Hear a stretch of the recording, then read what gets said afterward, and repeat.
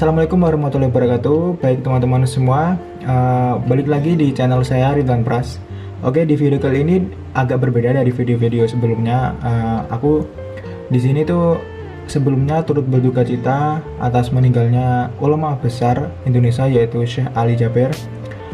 Semoga keluarga yang ditinggalkan bisa ikhlas dan sabar menghadapi ujian ini. Dan insya Allah Syekh Ali Jaber dalam keadaan meninggal syahid, insya Allah akan diterima langsung amal ibadahnya selama beliau hidup di dunia ini. Sebelum kalian melanjutkan video ini, alangkah baiknya kita mengirimkan doa kepada almarhum Syekh Ali Jaber. Insya Allah doa kita akan diterima oleh Allah SWT. Berdoa menurut kepercayaan masing-masing dimulai.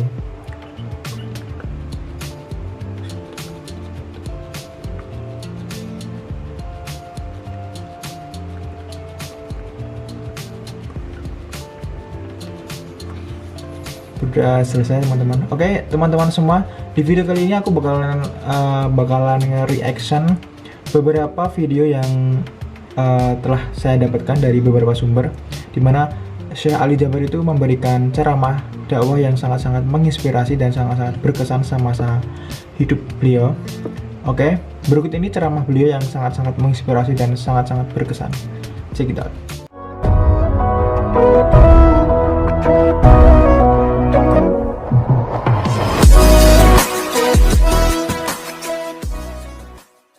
Oke teman-teman, ini dia video yang pertama yang menurut saya sangat berkesan dari beliau. Kalau Anda ingin menjadi ahli surga, jaga satu ayat ini setiap habis sholat. Oke, ini cuplikannya. Satu ayat kalau kita jaga setiap habis salat fardu dan ketika mau tidur, sebagaimana bersabda Rasulullah SAW, "Man qara'a ayat al-kursi dubura kulli salatin laysa bainahu wa bainal jannati illa yamut." Barang siapa yang membaca ayat kursi setiap habis salat fardu, dijamin menjadi ahli surga. Coba satu ayat saja menjaminkan kita masuk surga. Kira-kira gimana 30 juz Al-Quran? Dan selalu saya sampaikan kepada jemaah, kalau seandainya buru-buru, lagi ada rapat, ada meeting, ada urusan mendadak, tak bisa berlama-lama di masjid, tak apa-apa, habis istighfar langsung baca ayat al-kursi, terus habis itu jalan. Terus gimana subhanallah walhamdulillah dan zikir-zikir yang lain, tak apa-apa, sambil jalan pulang bisa kita jalankan zikir itu.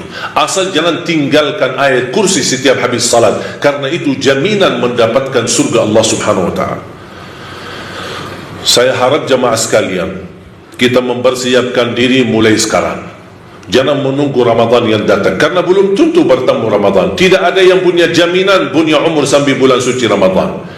Makanya saya harap, kalau tidak bisa satu juz dalam satu hari, minimal mulai harimu baca Al-Quran, tutupi harimu dengan membaca Al-Quran. Tunjukkan perubahan. Kalau Anda ingin Allah rubahkan nasib kita, Anda ingin Allah merubahkan rizkimu, Allah ingin merubahkan keadaanmu menjadi lebih baik, tunjukkan perubahannya kepada Allah subhanahu wa ta'ala. Tunjukkan perubahan yang luar biasa, akan dapat anugerah yang luar biasa. Tapi jangan kita menjadi hamba biasa-biasa saja, tapi minta sama Allah yang luar biasa. Itu tidak adil. Oleh karena itu jemaah sekalian, mari kita minimal mulai harimu baca Quran semampunya. Satu ayat, dua ayat, satu halaman, apa yang Anda mampu tunjukkan. Begitu habis subuh, sebelum beraktivitas, sebelum jalan ke kantor atau kemana, kita baca Al-Quran. Begitu pulang, sudah mau tidur, siap-siap, sebelum tidur ambil air wudu dan baca Al-Quran. Habis itu tidur. Semoga di antara kita memulai hari kita baca Quran, tutupi hari kita baca Al-Quran, semoga di antaranya kita mendapatkan keberkahan oleh Allah Subhanahu wa ta'ala. Amin. Berkah terjamin.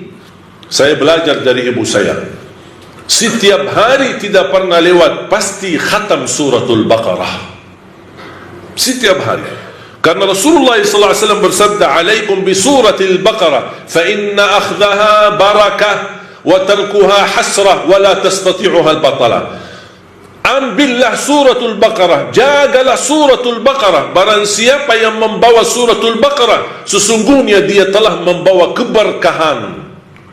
Dan barang siapa yang meninggalkan suratul Baqarah, kata Rasulullah SAW, akan menyesal. Kira-kira mau mendapatkan keberkahan atau membawa penyesalan?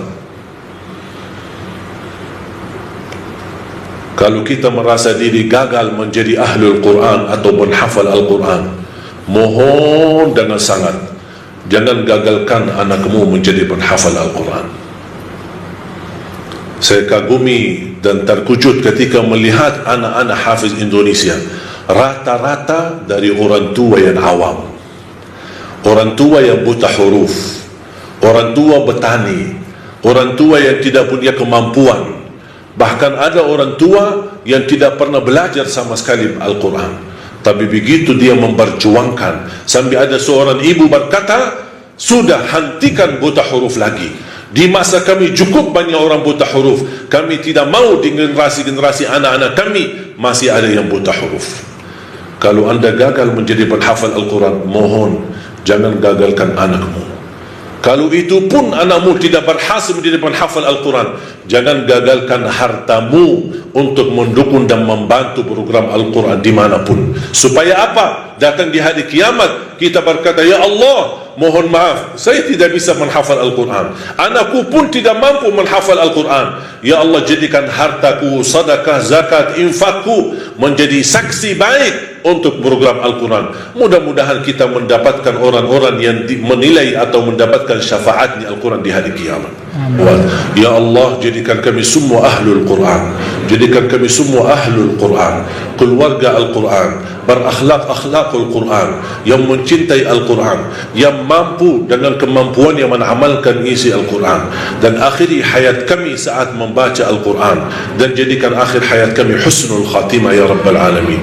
Ya Arhamar Rahimin, aku mohon untuk semua jamaah yang hadir, selepas salat ini masing-masing pulang sudah diampuni segala dosanya, disucikan hatinya, dibersihkan jiwanya, diselamatkan setiap langkah-langkahnya, disehatkan badannya, diberikan kemudahan dan keberkahan rizkinya yang mencukupi bisa membawa kita semua ke tanah suci, haji dan umrah dan ziarah Nabi Muhammad sallallahu alaihi wasallam. Subhanallah ya teman-teman semua.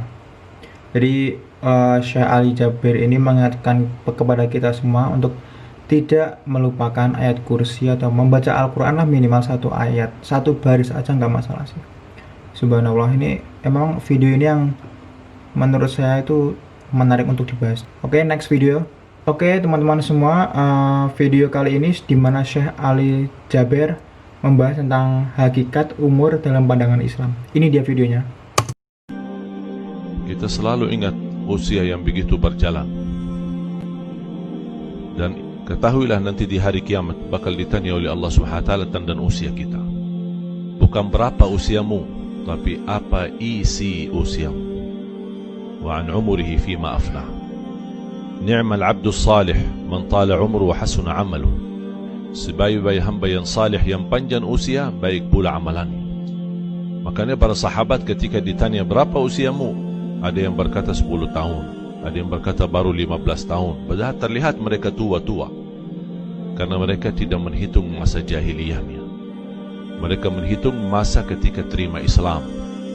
Itulah dianggap umur yang sebenarnya, umur yang terisi taat, umur yang terisi bermanfaat, umur yang jauh dari kemurkaan Allah Subhanahu wa taala.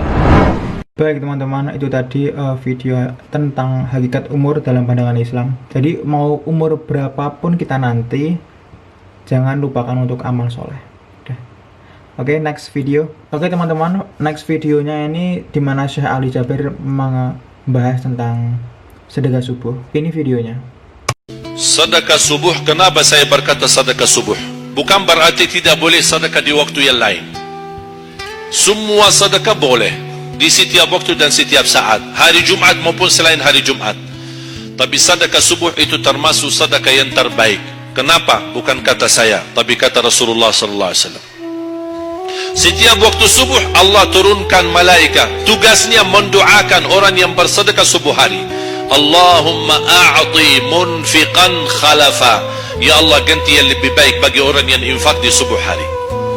Ibu-ibu lagi halangan tidak salat, sebelum beraktivitas isi sedekah subuh.